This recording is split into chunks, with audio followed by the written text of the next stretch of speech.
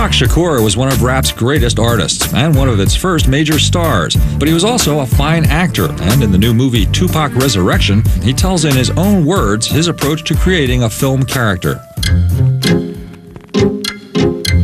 When I get a part, first I just try to find out, how does this character feel, and I make the person up in my mind.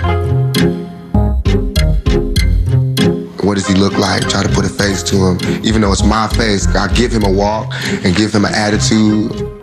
All you really have to do is relate to your character. Tupac's first starring screen role was in the 1992 movie Juice. It was a fairly routine ghetto crime drama, but Bishop, the menacing, gun-crazed character Tupac created for it, still resonates in today's hip-hop world. You gonna do is shoot me in the elevator? I was blown away with Bishop. Bishop, that guy is in my neighborhood. The mentality that was expressed through that film, it lives right there on 134th Street, where I'm from. When I first seen Juice, my reaction was probably like everybody's reaction was like, yo, this dude is crazy. It's kind of like you looked at him like, all right, he's acting, but is he really acting? Is he crazy for real? I read for the same part Tupac read for in Juice. But he won out. He go up in there and read his line. I just hear flying all over the place. He left and I'm looking at him like, this cat got it over here. When it comes to this movie thing, he got it. Until Denzel did Training Day, I thought Pac's Bishop was one of the best bad guys I've ever seen. He just had it. Check yourself, Q. You gotta snap some collars and let them motherfuckers know you there to take them out anytime you feel like it.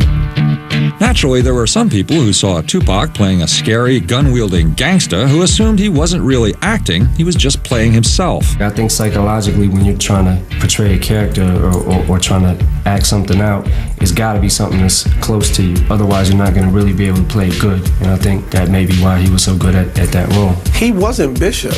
Pac was a smart, intellectual, revolutionary kind of cat.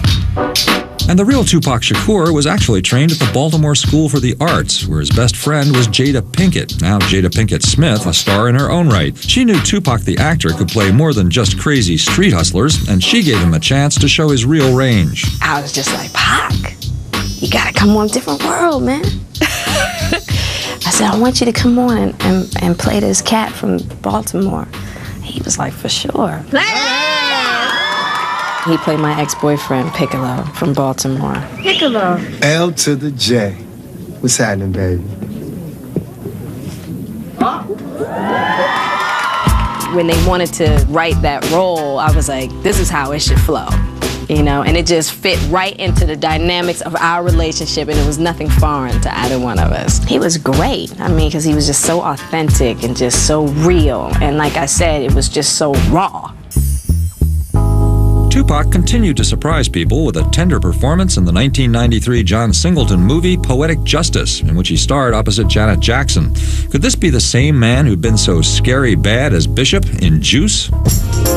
From Juice to Poetic Justice, both of those were Tupac a little bit. They were both certain sides to him. A person just isn't one thing. As strong as he wasn't afraid to show how vulnerable he was. It was a strength in his vulnerability, and not everybody can do that. You definitely have to have range. Through his music, everybody's seen that he could always make a hard song and then make a compassionate song, so it's only right for him to do that acting. Once he'd established his range as an actor, Tupac returned to playing tough street guys in movies like Bullet, Gridlocked, and Gang Related, and he won the respect of his fellow actors. Roll sound! I'd work with him above the rim, and he was there, man. It was like watching any great.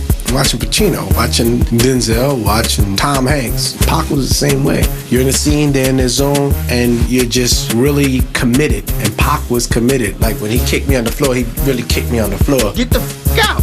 You don't hear me? My stuttering? Get the f*** out, man. Get out! I didn't really appreciate that too much, but I stayed in character. Tupac the actor became a new kind of star for a new generation of movie-going youth, and his screen career also encouraged future rap stars to try their hand at acting. That just made everyone that ever wanted to even think about acting, pursue acting. Just me watching him and, being a fan, definitely, I, got some tips from him. That did let me know that it could be done. I'm figuring that out now as I get more opportunity to do movies and TV. This is the show we call Doggy Fizzle.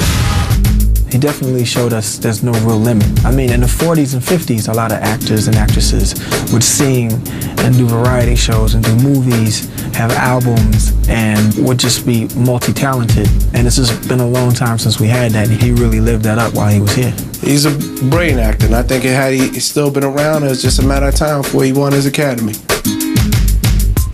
Looking back now at his brief, tragically abbreviated life, it's clear that the most complex role Tupac ever played was that of himself. You kind of watched every single step that he made. Every time he did something, he kind of lived a movie, you know? It's like you'd almost wake up every day like, all right, what is Pac gonna do today? Tupac himself talks about all the things he did and all the thoughts and feelings he had in the gripping new movie Tupac Resurrection, arriving in theaters on November 14th. I love women. I'm not gonna lie. I love women with a passion. I do. I feel like sometimes now I just be wanting to call Prince and just be like, can we hang? Because I love women like he loved women.